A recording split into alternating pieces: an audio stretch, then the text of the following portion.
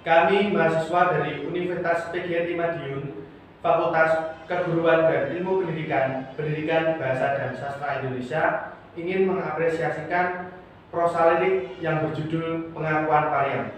Sugeng Amersani.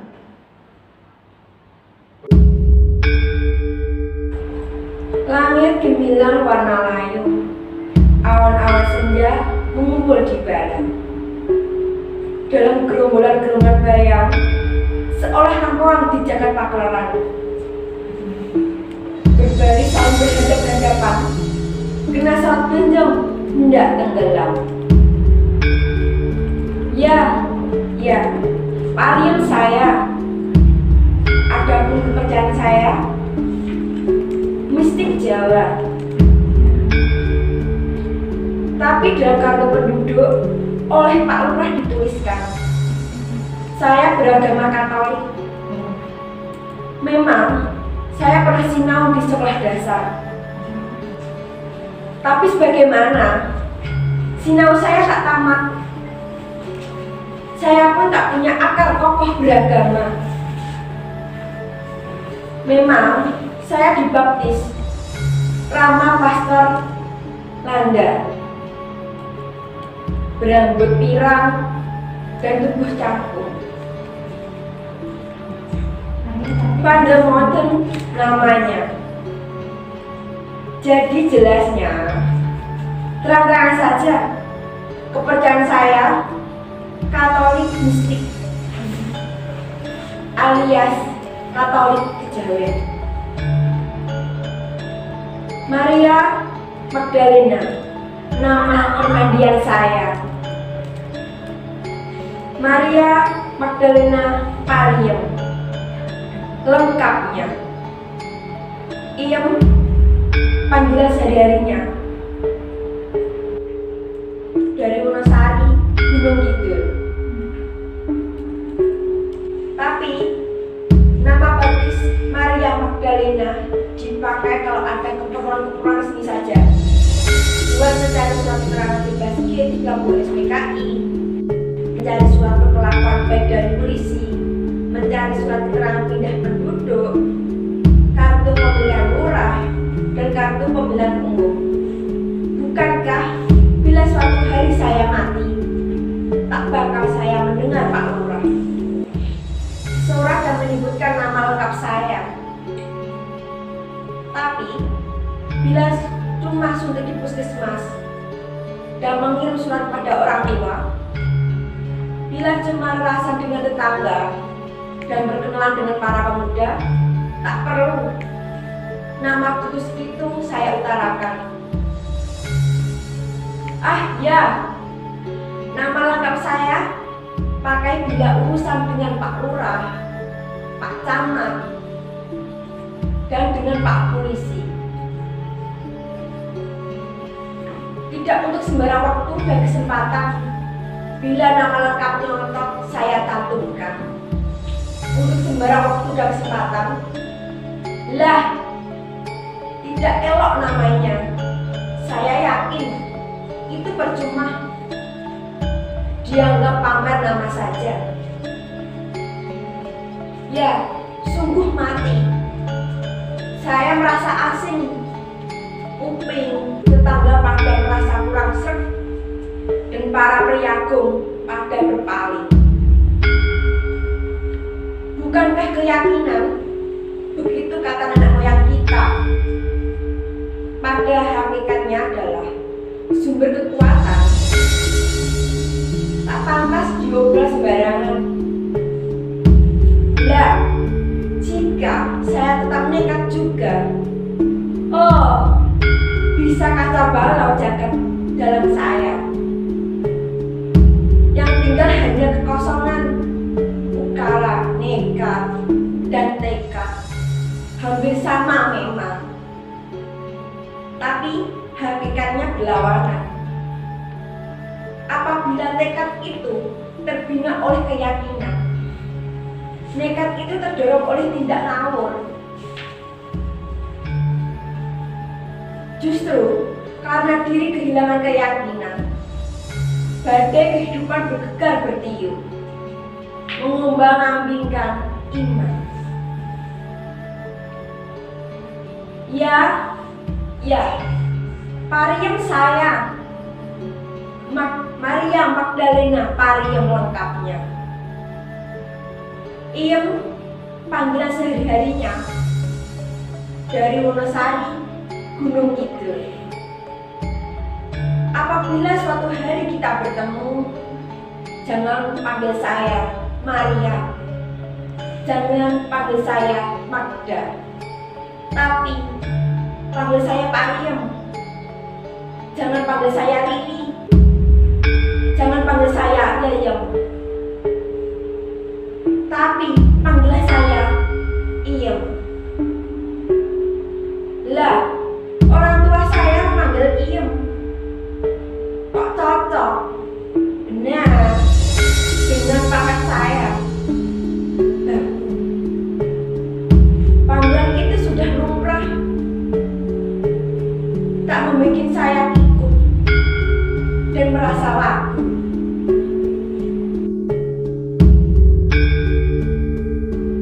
Rembulan kayak tanpa ditimbun, baru muncul dari balik gerumbul, membagikan sinarnya pada daun-daun yang tengadah ke langit gelap, dan bayang-bayang gelap muncul. Saya saksikan di kolam. Dan agama, apakah agama? Pertanyaan itu bergaul dalam sanggar saya, suka menggelitik dan merongrong jiwa pula, bikin kusut pikiran, kemengut perasaan, sembab mata dan goyak telinga bila dialamatkan di dalam. Tapi bila dialamatkan keluar, orang-orang bertentangan, tak ada habisnya. Atas nama Tuhan, lewat agama, apapun bisa berubah neraka. Agama dan Tuhan menjadi sandaran buat kasak kusuk dan pokol bambu. Nafsu, emosi, dan sentimen pribadi menjadi halal bila atas nama Tuhan. Peparengan adalah buahnya. Buahnya adalah peparengan. Orang-orang bertengkar cakar-cakaran. Cakar-cakaran orang-orang bertengkar. Untuk sesuatu yang tak senonoh, orang-orang menyabung nyawa. Oh, manakah iman? Manakah walau Tuhan? Bila nyawa tak punya lagi tempat aman. Bagaikan kawanan anjing ganas, berebut tulang belulang tanpa isi. Tulang belulang yang saling diperebutkan, dan luka kadung arang keranjang. Lah, di sorga, Gusti Allah tak bertanya, agamamu apa di dunia? Tapi Ia bertanya, di dunia kamu berbuat apa? Waduh, kayak saya pernah dolan dan menuju surga saja. Jadi, apakah agama itu dogma hidup yang menjadi belenggu jiwa manusia?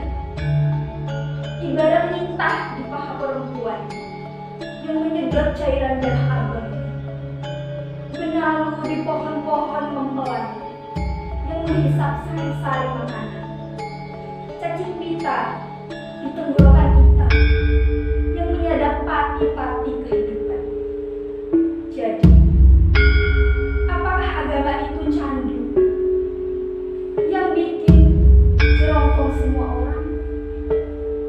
Ibarat daun kembang kecil, sekali bisa bikin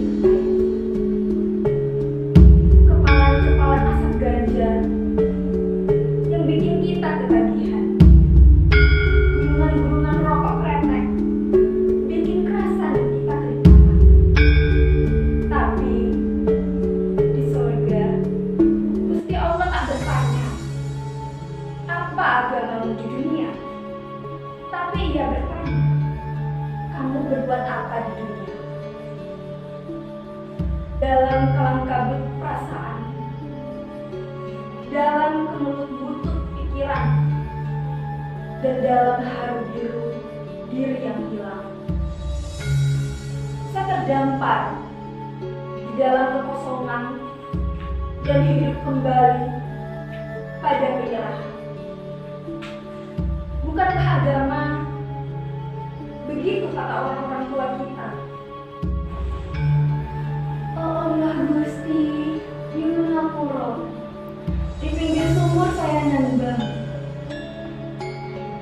Opo Allah bang-belekan, orang metu jadi golekan.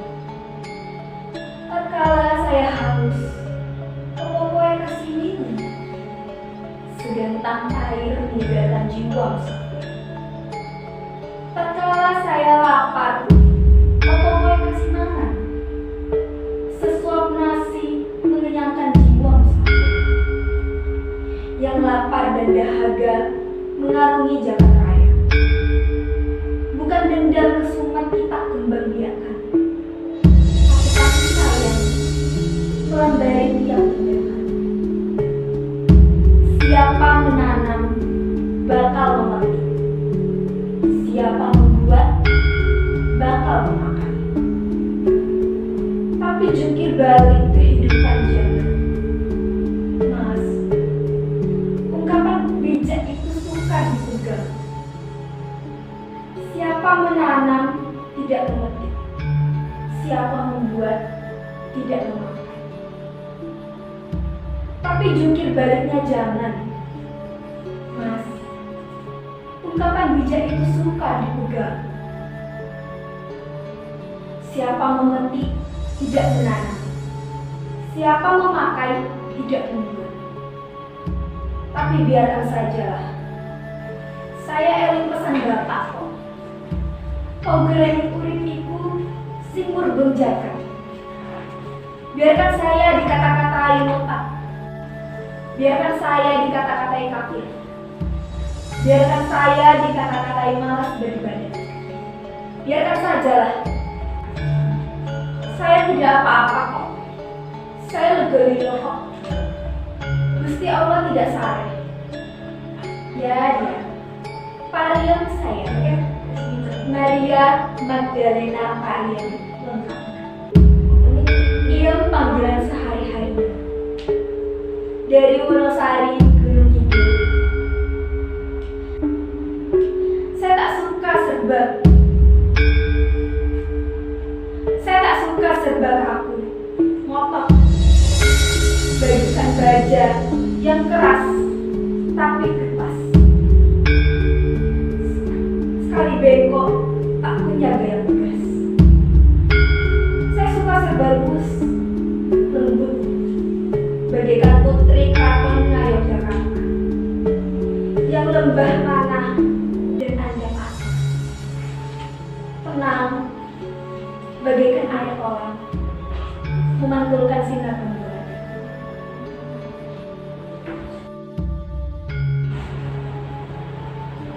Gamelan di gedung Sasana iki. Terdengar sayup-sayup sampai suara tembang pesinden gelengeng menisik hening malam yang gelap. Dan di kandang suara kokok ayam tegur sapanya bersaut-sautan. Wayang kulit dan ketoprak tontonan kegemaran saya. Ditambah sandiwara RRI Nusantara 2 Ngayogyakarta dan Diningrat Sabtu Minggu malamnya. Sedangkan pada siang hari ketimbang merasani tetangga dan bergunjing perkara pendurunnya, ongkang-ongkang diambil dapur sinambi kalang nganggur. Mending muter radio amatir dan menyiarkan guyon-guyon manasuka dan gadon siang berkutut manggung, mengipas hawa panas yang terusan. Aduh, Mas Condro Lito cengkoknya elok betul. Ya, parian saya Maria Magdalena Pariem lengkapnya. Iem panggilan sehari-harinya. Dari Wonosari Gunung Kidul, saya suka membayangkan diri saya. Dewi Anjasmara dari Majapahit yang biasa merana hidupnya, ditinggal pergi oleh kakang Mas Damar Wulan, berasmaragama sama Dewi Wahita dan Puyena, bernyanyi dendang dengan Dewi Suwita di keraton megah dan memabukkan. Dan bila masa mulia sudah tiba, ia tak ingat, tak pernah pulang. Saya pun merana sendirian. Ya, Pariem saya, Maria Magdalena Pariem lengkapnya. Iem panggilan sehari-harinya. Dari Wonosari Gunung Kidul. Saya pun suka membayangkan diri saya sebagai si ceking Dewi Anggraini yang biasa merana hidupnya. Ditinggal Indehoy dengan Pangeran Arjuna, dengan garwa Patni Warasubada di Taman Keputrian Madukara, dalam goyang sinar bulan dan asik masuk cengkrama. Berdua hanyut dalam impian, saya pun merana sendirian. Bila saya hanyut sendirian, rasanya getir benar kesunatan hidup. Saya lemas, tak mau apa-apa. Kemauan hilang dari gelora dada.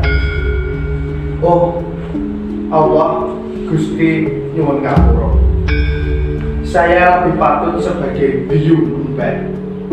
Saya lebih patut sebagai limbuk. Begitulah ledek tukang becak yang biasa saya dengar. Oh, betapa aneh hati saya dibuatnya. Bila sudah begini, saya suka sewot.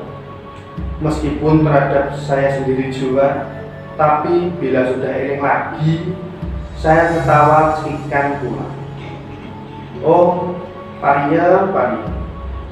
Dadi wong kuwi mbok ya menyebut ngilo kitoke dhewe. Begitulah saya ngomong sendirian di depan panggung. Saya rasa saya sudah mehong, sudah miring nalar saya di dalam menghamburkan diri menggelinding. Saya hilang di telan sangkala.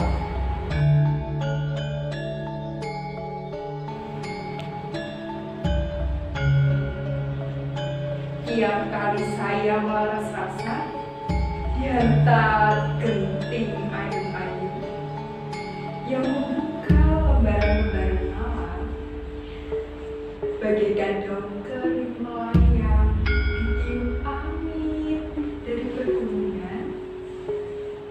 Saya pun terlayun ke masa silam, pada zaman sebelum Kiswah PKI. Bapak saya pemain ketoprak umum. Suwito nama kecilnya. Karso Suwito nama tuanya. Gonji nama panggilannya. Paguyuban ketoprak Bapak males banget loh. Sering mengadakan pertunjukan dana dan amal sampai keleng sebulan sekali.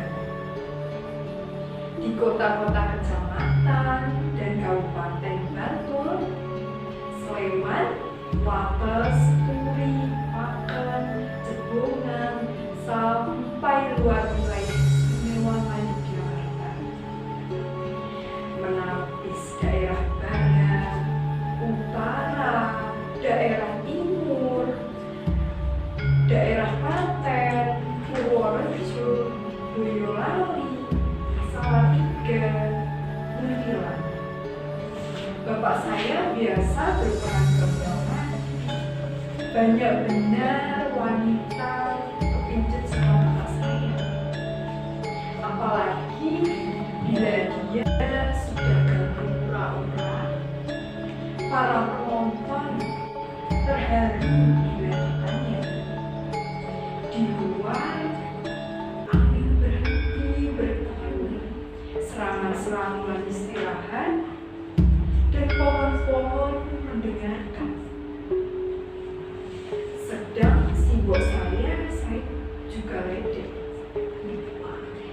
Pak Jinah nama panggilannya. Jinah nama panggilannya. Tapi di jagat persidangan ikan mati keterjungkannya. Betapa sering banget mengembara ke kota-kota, kecamatan, dan kabupaten sekitar Batu, Sleman, Wates, Turi, Pakem, Cerbongan, sampai keluar wilayah istimewa Yogyakarta, menapis daerah barat, utara, dan daerah timur Klaten, Purworejo, Boyolali, Salatiga, Tilang, dan biasa menginap di rumah Pak Lurah. Simbok pun laris di tangga paguyuban bersama sejumlah kawan-kawan seangkatannya. Kompor pendek yang berusia sebaya. Simbok adalah bintang primadonanya. Bila sudah ngipin, Mas, Pak Lurah, Pak Mantri, Pak Camat, bahkan Pak Wedana dan Pak Bupati naik turun kala menjinya. Hasrat mampu wanita bangkit, mana tahan. Sangat kepingin menapjok Simbok dengan sabar menuju giliran. Apabila hari sudah ketika Sawito dan Pak Jinah hujan, ketika sama-sama menjadi buah bibir orang, dan ketika sama ada pagelaran, ketoprak, dan sayuran. Kebetulan banget ketika Sawito dan Pak Jinah hujan, ketika sama-sama menjadi buah bibir orang, dan ketika sama ada pagelaran, ketoprak, dan tabuyan. Kebetulan banget, Mas, tempat saling berdekatan. Bantul nama daerahnya, Yogyakarta bagian hijau. Atas kuasa Sang Hyang Bumi, atas kuasa Sang Hyang Bumi Jagat, mereka berdua sama-sama berkontrak.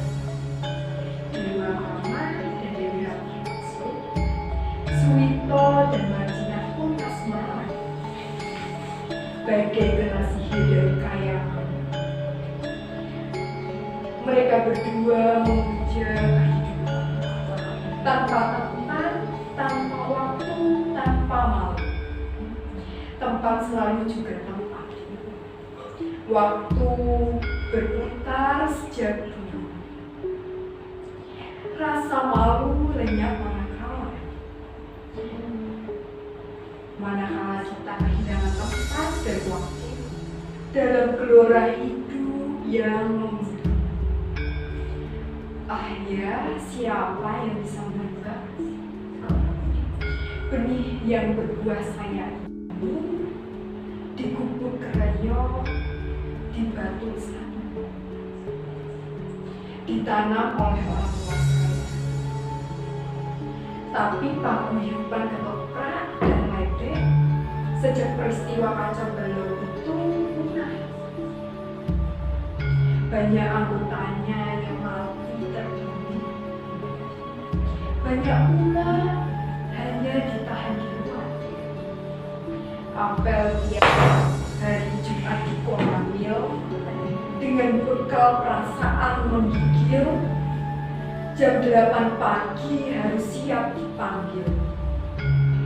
Demikian pun bapak dan ibu saya. Tanpa rasa sesal dan rasa curiga, siap-siap mengisi daftar absen. Tak ada sedih, tak ada rindu. Batin pun kebal perasaan khawatir. Sampai hari pembebasan terakhir, dan kembali lagi ulung dan pakaian Raja Batak, sampur dan sonder milik Simbo disimpan rapi di beberapa pertanda satu beberapa kehidupan sudah menjadi masa kelam dan kembali lagi Bapak dan Simbo bertanding, bercocok tanam di ladang padi gogo dan Palawijaya di Wonosari, Gunung Kidul. Matahari tegak di pusat langit, menikmati tajam ujung saya. Angin sepoi-sepoi basah berhenti. Dalam cuaca siang yang lekang, saya hapus keringat gigitan yang tetes berdarah. Mas Paiman, saya bilang, kayak jadi orang hidup itu kok ya yang teguh imannya gitu loh. Hidup yang prasaja saja, tak usah yang aing-aing. Madep, mantep, dan madep. Dan saya sudah jadi 3M sebagai babu kok. Keberjaan masing-masing kita punya. Sudah kita bawa sejak lahir. Rezeki datang bukan karena kita dan cedera, tapi karena uluran tangan yang maha kami. Kebajikan yang kita tanam sehari-hari menambah asli kebun kehidupan di sana. Ibarat jagat malam semerbak bintang, tanpa pamrih menerangi kegelapan. Asih, asah, dan asli. Dan saya sudah jadi 3A sebagai babu kok. Saya cincang di puncak rambut sebagai tusuk kondil menjejak bulu. Saya belitkan di pinggang sebagai stage pembeli jari. Saya songkok di dada sebagai kutang menyokok kendil. Dan saya resapkan ke dalam sanubari sebagai susu ibu meresap ke tubuh bayi. Bukan ketakutan atau keberanian yang mengantarkan kita berjalan,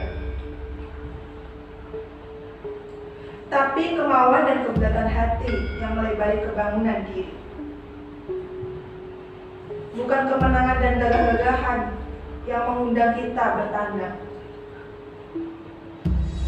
tapi permaafan dan kasih sayang yang melestarikan perhubungan. Ya, Maryam saya. Maria Magdalena Maryam lengkap. Ia panggilan sehari-harinya. Dari Wono Asri Gunung Kidul sebagai babu Doro Kanjeng Cokro Semono. Di dalam Suryo Mentaraman Nangok Jakarta, saya sudah terima kok. Saya Logolilo. Kalau memang sudah nasib saya sebagai babu, apa toh repotnya? Gusti Allah Maha Adil kok. Saya terima Pandu. Kalau Indonesia krisis babu, bukan hanya krisis BBM saja. Oh Allah, apa nanti jadinya? Terang negara kocar-kacir, karena demikianlah hukumnya. Ada jenderal, ada pengawal, ada admiral, ada kegibal, ada cantrik, ada resi, ada kaula, ada gusti, ada siswa, ada guru, ada priayi, ada babu. Kedua-duanya tidak terpisahkan. Dua itu satu, satu itu dua. Loro-loroning atunggal, tapi pangkat bukan ukuran yang menakar martabat insan. Karena peran dan kewajiban. Pangkat pun kita sandar. Dalam terik siang demikian, Saya membereskan meja makan, cucian, pakaian, asah-asah, setrika sudah saya kerjakan dengan setia. Kini saya berhati buruk, ngaso, gadon siang mengaul lewat radio.